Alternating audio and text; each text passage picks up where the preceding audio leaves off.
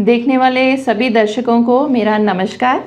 आज हम बात करेंगे एक न्यूबॉर्न बेबी के फर्स्ट फ्यू वीक्स में, लाइक 3 to 4 वीक्स में जो प्रॉब्लम्स आती हैं, पेरेंट्स हमें जो क्वेश्चन पुट करते हैं, बच्चे के बारे में जो उनको डाउट्स रहते हैं, क्या चीज़ नॉर्मल है, क्या चीज़ पे पैनिक करना है और डॉक्टर को दिखाना है, ये सब बारे में हम बात करेंगे।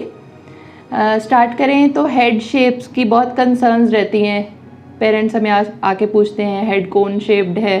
तो ऐसे होता है, जो नॉर्मल डिलीवरी होती है उसमें जब भी बच्चा निकलता है तो उसके हेड पे थोड़े प्रेशर्स होते हैं और जो बेबी की बोन्स होती हैं वो फ्यूज्ड नहीं होती, तो उसमें क्या रहता है, थोड़ा गैप रहता है। इसलिए बेबी का हेड शेप थोड़ा एबनॉर्मल हो सकता है शुरू में, वो अपने आप इन प्लेस आ जाता है, उसकी ज़्यादा वरी करने की बात नहीं होती। और हेड पे बहुत सारी स्वेलिंग्स होती हैं जिसको हम सेफल हेमाटोमा कहते हैं या फिर कैपेट सक्सिडेनियम कहते हैं। वो बर्थ पैच से जब बच्चा निकलता है तो उस टाइम आ जाती है, लेकिन इसके लिए हमें डॉक्टर की जो सलाह है ज़रूर लेनी है।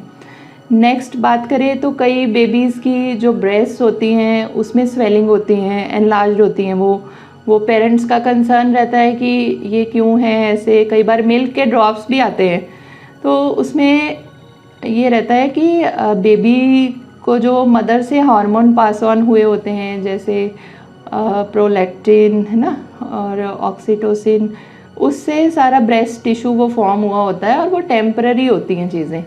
उनको कभी भी प्रेसिंग नहीं करनी या मसाजेस नहीं करनी, वो अपने आप टाइम के साथ ठीक हो जाता है। If needed you can always visit your paediatrician, neonatologist for that. And next बात करें तो अम्बिलिकल कॉर्ड के रिगार्डिंग बहुत सारे कंसर्न्स रहते हैं। फॉर एग्जांपल उसमें कई बार हल्के फुल्के ब्लड के ड्रॉप्स आ जाते हैं या कोई क्लियर डिस्चार्ज आ जाता है। अम्बिलिकल कॉर्ड को हमें ड्राई रखना होता है। कई लोग कहते हैं हम इस पर घी लगा दें, हल्दी लगा देते हैं, तो ऐसी कोई प्रैक्टिस इज़ नॉट एडवाइज्ड। और हम उसको अगर ड्राई रखेंगे वो अपने आप श्रिवल होके 10 से 14 दिन में वो निकल जाती है। और उससे अगर कोई पस टाइप डिस्चार्ज आ रहा है या बहुत ज़्यादा ब्लड आ रहा है, then we need to worry. Next बात करें तो बेबी के कलर को भी देखते रहना है। बच्चा पीलेपन में नहीं नज़र आना चाहिए और बच्चे बहुत पेल भी नहीं होना चाहिए, वो खून की कमी की निशानी होती है। इसके अलावा हम बात करेंगे जैसे बेबीज़ में कई बार मोमेंटरली थोड़ी जर्की मूवमेंट होती है ड्यूरिंग स्लीप खास करके, तो वो भी नॉर्मल होता है। उसको हम बिनाइन स्लीप मायोक्लोनस कहते हैं। कई बार बच्चे हल्का सा स्टार्टल रिस्पॉन्स देते हैं, यानी कोई भी आहट हुई तेज़ तो बच्चा एकदम से डर जाता है, अपनी आर्म स्ट्रेच कर देता है। So that is also normal. ये सब चीज़ें नॉर्मल हैं। लेकिन अगर आपको लगे कि बच्चे को कोई ऐसे अब नॉर्मल बॉडी मूवमेंट्स हो रही हैं जो कंटिन्यूस चल रही हैं और जागते हुए भी हो रही हैं, या कोई बच्चा आंखें चढ़ा रहा है, ये सब चीज़ें we have to be careful. तब हमें डॉक्टर की हेल्प ज़रूर सीख करनी है, उस पर हमें घर नहीं बैठे रहना। कई बार बेबीज़ में आई डिस्चार्ज आता है।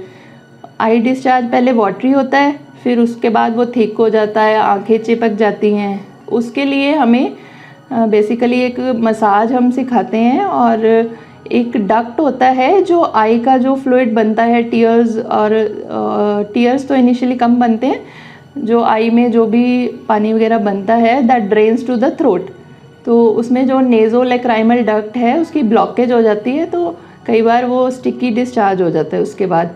तो उसके लिए we need to visit the doctor. Next बात करें तो rashes are very common in newborn.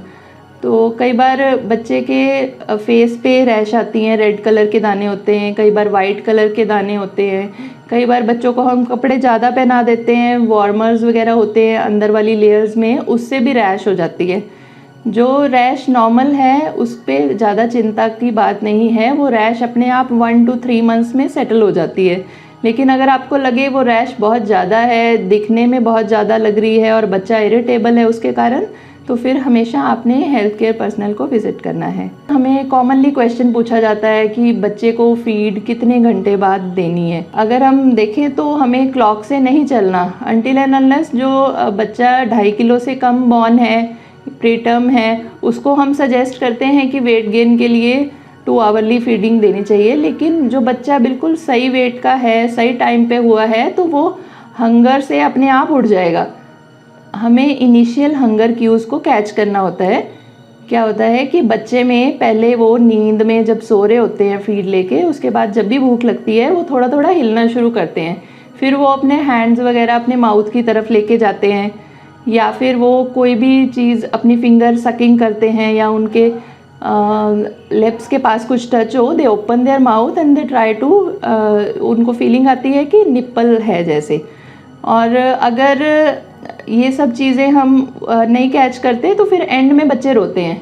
तो रोना जो होता है वो एंड में आता है। अगर हम अर्ली हंगर साइंस कैच करें तो उस पर भी हम फीड करा सकते हैं।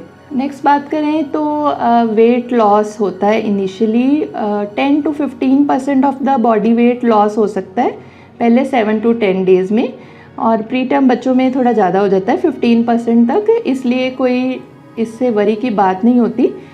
पर उसके बाद इनिशियल लॉस के बाद बच्चे का जो वज़न है वो 10 to 30 ग्राम पर डे बढ़ना चाहिए।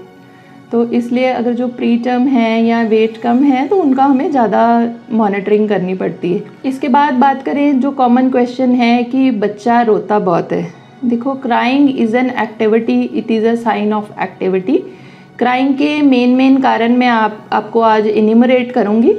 पहला कारण तो होता है बच्चा भूख से रोता है। उसके बाद जो नेक्स्ट है, कई बार ये यूरिन पास करते टाइम इनके ब्लैडर में टिंगलिंग सेंसेशन होती है, ये तब भी रोते हैं। और कई बार स्टूल और यूरिन से डायपर वेट हो जाता है, अनकंफर्टेबल हो जाते हैं, तब भी रोते हैं। बच्चे ने हर चीज़ रो के ही एक्सप्रेस करनी है। अगर उसका पेट नहीं भरा हुआ तो रोएगा, अगर उसका कोई इरिटेशन है, उसकी बॉडी कंफर्टेबल नहीं है तो वो रो के एक्सप्रेस करेगा। कई बार बेबीज़ का नेज़ल ब्लॉक हो जाता है, जैसे हम विंटर्स में अब हीटर्स वगैरह लगा रहे हैं तो एयर ड्राई हो जाती है, तो उससे नेज़ल ब्लॉकेड हो जाता है। तो उसके लिए हम we need to visit the doctor. Next हम बात करें तो किन किन विषयों पे अगर दिक्कत आ रही है तो हमें हेल्प सीख करनी है डॉक्टर की, हमें घर नहीं बैठे रहना। तो उसमें है कि अगर बच्चा बहुत ज़्यादा रो रहा है, चुप ही नहीं कर रहा, that is called as inconsolable cry. या बच्चा इरिटेबल है, वो फीड सक नहीं कर पा रहा, और एक सक रेस्ट सक साइकिल होता है कि बच्चा थोड़ी देर फीड ले लेता है, फिर छोड़ देता है, फिर ले लेता है। तो that also points to some other serious issues. So उसमें हमें हमेशा अपने पीडियाट्रिशियन को विज़िट करना है। सो मुझे लगता है कि आज की वीडियो से आपने कुछ इम्पॉर्टेंट पॉइंट्स ग्रैस्प किए होंगे जो आपकी हेल्प करेंगे। ये जो न्यूबॉर्न की जर्नी है पेरेंट्स की, वो उसको थोड़ा इजी बनाएगी। Thank you.